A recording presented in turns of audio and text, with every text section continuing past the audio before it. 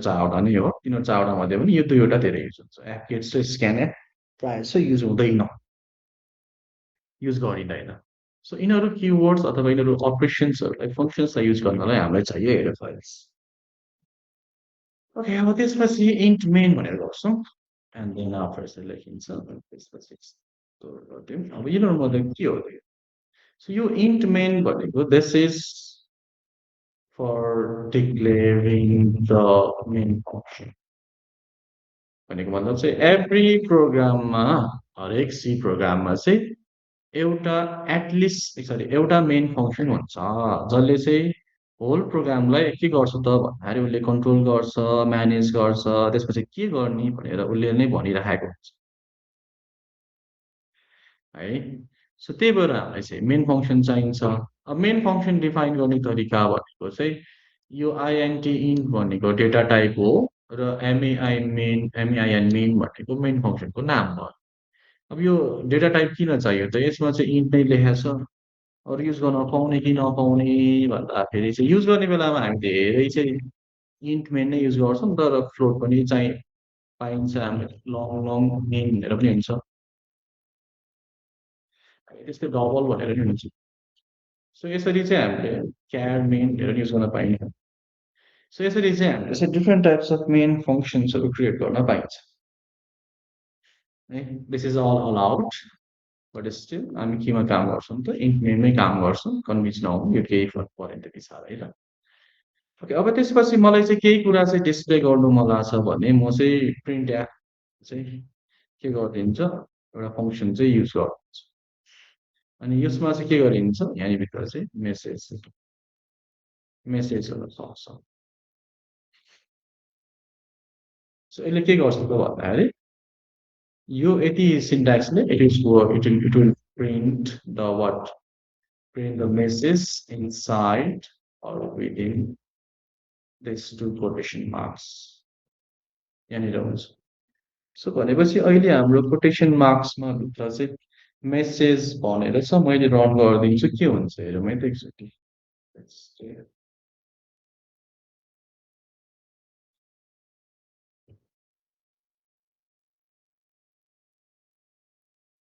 Okay, not Python.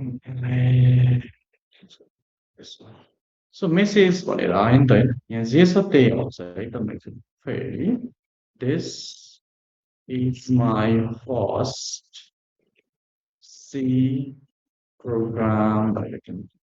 हामीले यही नै डिस्प्ले गर्नुपर्ने आयो नि त होइन। So this is for displaying the output. अब मलाई चाहिँ युजरबाट केही कुरा माग्नु छ भने मैले त्यही अनुसार त यहाँ लेख्नु पर्यो। सो इन्टर नम्बर भन्यो भने अब के गर्छ त यसले?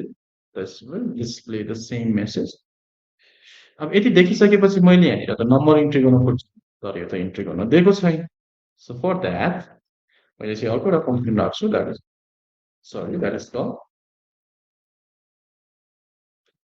Is call स्क्यानएफ। स्क्यानएफ भनेर राख्छु र यो स्क्यानएफको काम भनेको चाहिँ के हो त भन्दाखेरि it will read or take input from the user भन्छ। युजरबाट चाहिँ इनपुट माग्नु पर्नेछ, रिड गर्नुपर्नेछ भने स्क्यानएफ युज गर्छौँ। र स्क्यानएफ युज गर्ने तरिका भनेको चाहिँ पहिला सुरुमै हामीले इन्भर्टेड कमाको कोटेसन मार्कको एहरू हुन्छ, त्यहाँनिर चाहिँ अनि त्यहाँनिर चाहिँ हाम्रो data not data sorry format specifier हुन्छ। रिड गर्नको लागि एम्पर्सेन्ट, यो एन्डलाई एम्पर्सेन्ट भनिन्छ है प्रोग्रामिङमा। एन्ड देन आफ्टर त्यसलाई कहाँनिर स्टोर गर्ने त? मलाई एमा स्टोर गर्नु भएको छ भने ए भन्ने भेरिएबल, त मैले भेरिएबल सपोज गर्नु पर्यो। सो इन्ट ए भनेर सपोज गर्छु। Okay, so this is a variable declaration जसको नाम चाहिँ ए छ। अब एमा राख्नको लागि चाहिँ फर्मेट स्पेसिफायर्स के छ लाग्छ हेरौँ है त। फर्मेट स्पेसिफायर्स थियो, यसले के गर्छ? These are use for what? Used to specify the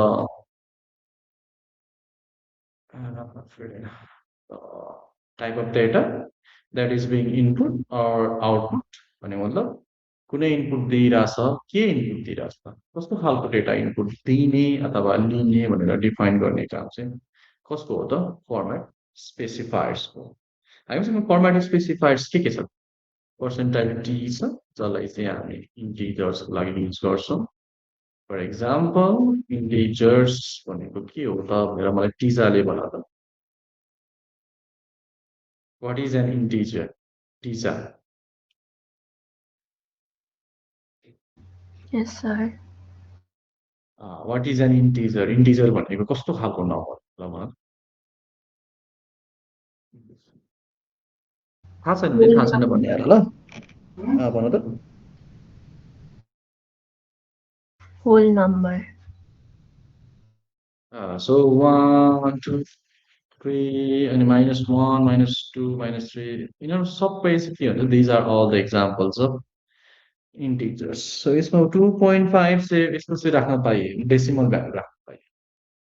त्यस्तै हामीसँग अर्को फर्मेट स्पेसिफायर आउँछ percentile F and this is for floating point numbers. यो भनेको के हो त भन्दाखेरि this means decimal values, whole number wise. जस्तो फर एक्जाम्पल 2.456 होइन 3.678 यिनीहरू सबै चाहिँ फ्लोटिङ भ्याल्युजहरू। त्यस्तै हामीसँग अर्को आउँछ percentile C. This is for characters. अब डिफरेन्स बुझ्ने है, क्यारेक्टर र स्ट्रिङ भनेको के हो? ओके, सो हामीले यसरी चाहिँ ए लेख्यौँ भने this is a character, this is single character. त्यस्तै यसरी बी र सी लेख्यौँ दिस इज सिङ्गल क्यारेक्टर होइन। तर हामीले त वर्डहरू इन्ट्री गर्नुपर्छ, त्यसलाई चाहिँ हामी के भन्छौँ? स्ट्रिङ्स भन्छौँ। र स्ट्रिङ्स भनेको यस्तो भयो, हेलो होइन, मल्टिपल क्यारेक्टर्सहरूलाई चाहिँ सँगै राख्ने, यिनीहरूलाई चाहिँ स्ट्रिङ भन्छ। ओके, त्यसपछि हाम्रो पर्सेन्टाइल हामीसँग अर्को एलएफ भनेर आउँछ। यिनीहरू चाहिँ these are for double floating नम्बर्सहरू अथवा बढी डेसिमल भन्दा पछाडि बढी नम्बर अफ भ्यालुजहरू चाहिन्छ भने त्यति बेला एलएफ युज गर्छौँ। त्यसपछि अर्को के छ हामीसँग? लङ लङ this one छ, यो चाहिँ लङ डबल फ्लोटको लागि युज हुन्छ। अनि त्यसपछि पर्सेन्टाइल 2f भनेर छ। यसले चाहिँ के गर्छ त भन्दाखेरि डेसिमल भ्यालुज लिन्छ। र कतिसम्म लिन्छ भन्दाखेरि 2f छ भने डेसिमल भन्दा पछाडि दुईवटा मात्रै भ्यालु लिन्छ यसले चाहिँ। यहाँनिर चाहिँ मैले 3f लेख्न पनि मिल्छ। 3f लेख्यो भने चाहिँ डेसिमल भन्दा पछाडि चाहिँ यसले चाहिँ अब तिनवटा डेसिमल भ्यालुज लिन्छ होइन। मलाई 4वटा चाहिन्छ अरे भने, मलाई 4वटा चाहिन्छ भने होइन, 4 4f लेख्छ। अब यति लेख्यो भने यसले के गर्छ त? डेसिमल भन्दा पछाडि 4वटासम्म भ्यालु लिन्छ है त। ल एकचोटि यसलाई चाहिँ कपीमा लेख्ने हो कि स्क्रिनसट गर्ने गरिहाल त। अनि त्यसपछि I move on to other topics.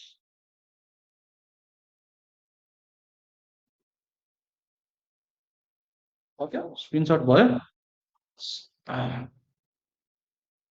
यसमा चाहिँ this one is mistake. So 4वटा डेसिमल भ्यालु चाहिँ 3.1234 यस्तो हुनुपर्छ।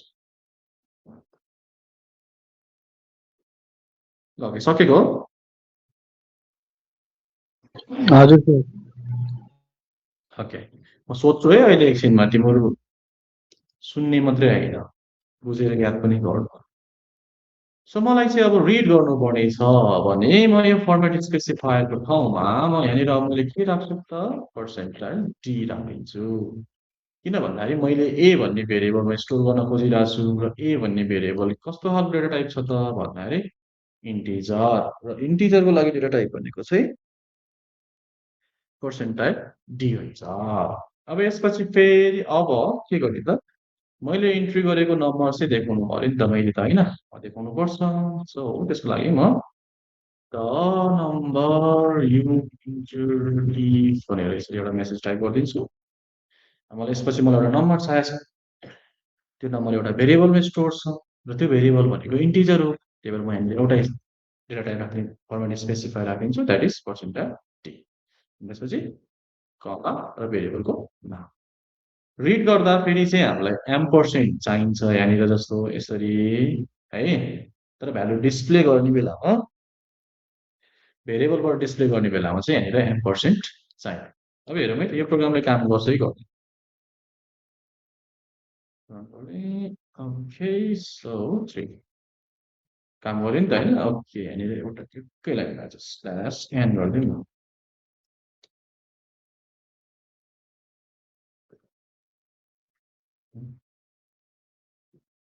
नम्बर इन्टर सही पनि आएछ। यसलाई थपिदिउँ।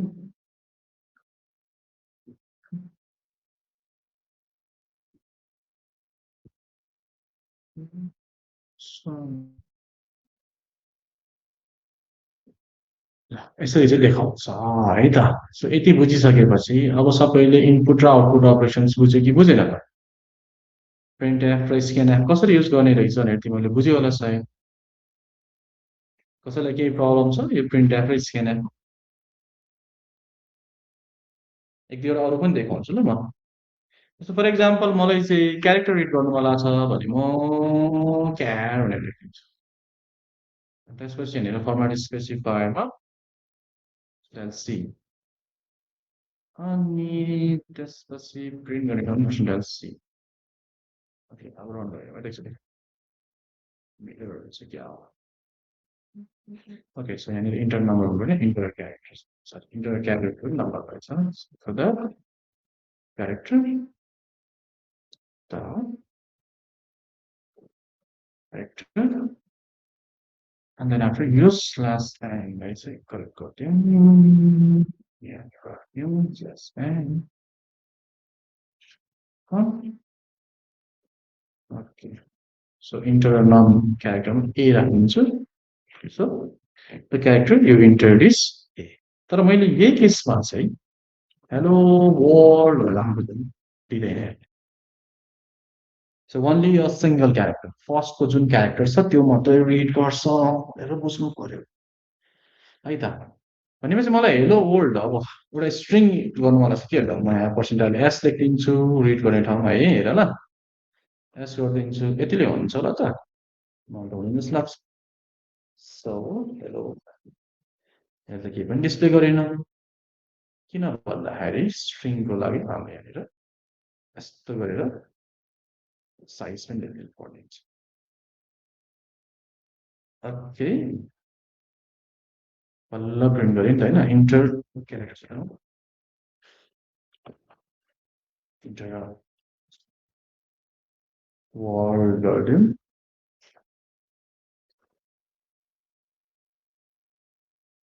त्यही गरिदिउँ त एकचोटि वर्ड आयो तर मैले चाहिँ यसरी चाहिँ है hello world how are you दिन्छ त दिँदैन नि। यसले के गर्यो भन्दाखेरि यसले चाहिँ एउटा मात्रै वर्ड लिइरहेछ फर्स्टको होइन। अब यसलाई म कसरी मिलाउँछु हेर है त पर्सेन्टालिटी स्ल्यास हेलो देयर अब आयो। यहाँ मैले जति पनि सेन्टेन्स लेख्न मिल्छ है hello there this is reading class for science of great सबै आयो नि त होइन।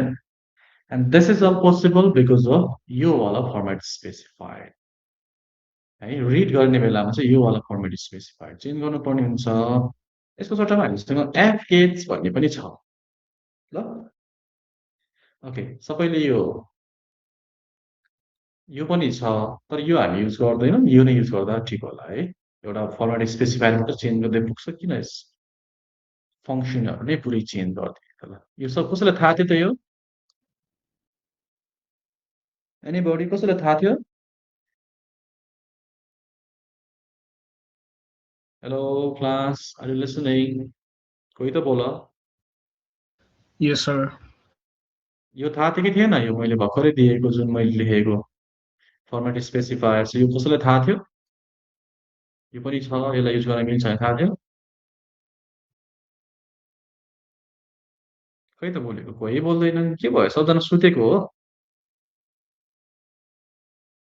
ल थाहा थिएन भने अब याद गर्नुहोस् है त रिड गर्ने बेलामा यो फर्मेट स्पेसिफायर राख्नु पर्यो र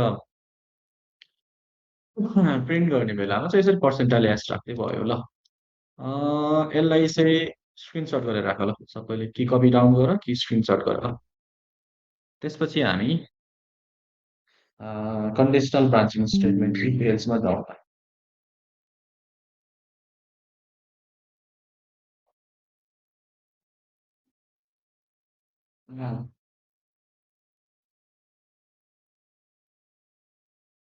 okay Yubisa Shrestha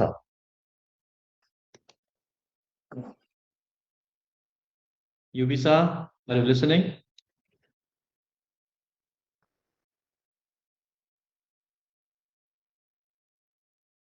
युबिसा Shrestha are you not listening मैले बोलाइरहेको छु रेस्पोन्स गर्दैन भने क्लासबाट लिभ गर ल सुतेर बस्ने हो भने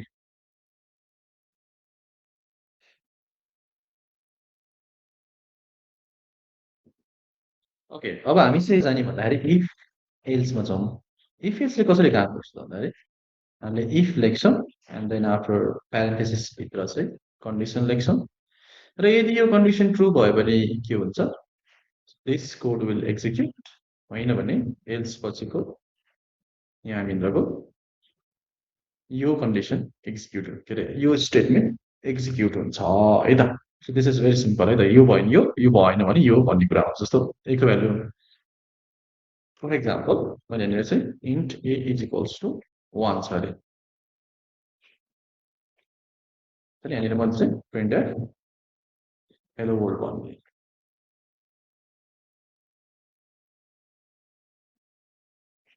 ओके त्यसपछि मैले यहाँनिर प्रिन्ट आई भन्ने ओके युबिसा श्रेष्ठ भन्ने कुन सेक्सनको कसैलाई थाहा छ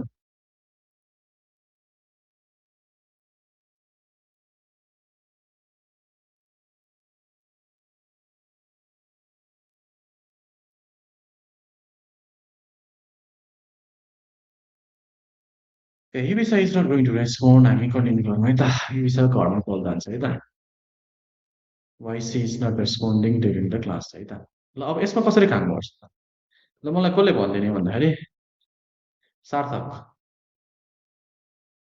सार्थक आर यु लिसनिङ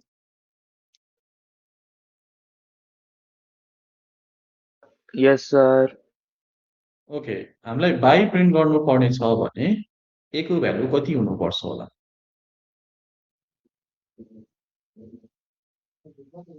One बाहेक अरू जे पनि हुँदा हुन्छ गुड सो हाम्रो यो कन्डिसन रङ भयो भने बाई प्रिन्ट गर्छ नि त मेरो स्मलर देन राख्यो भने 0.5 भयो भने के प्रिन्ट गर्छ होला रोहित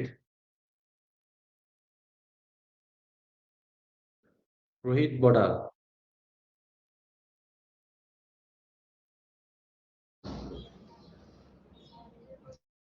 यदि ए को भ्यालु 0.1 0.5 भयो भने के प्रिन्ट गर्छ होला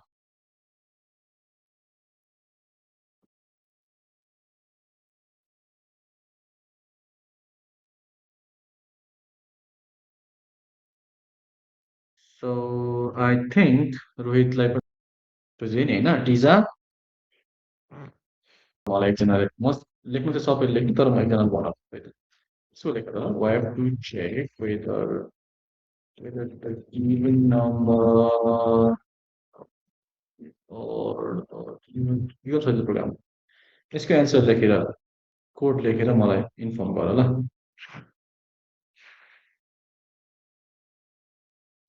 सकिएपछि मलाई भन्नु होला है त्यसलाई नबस्नुहोस् है फेरि म I will continue the class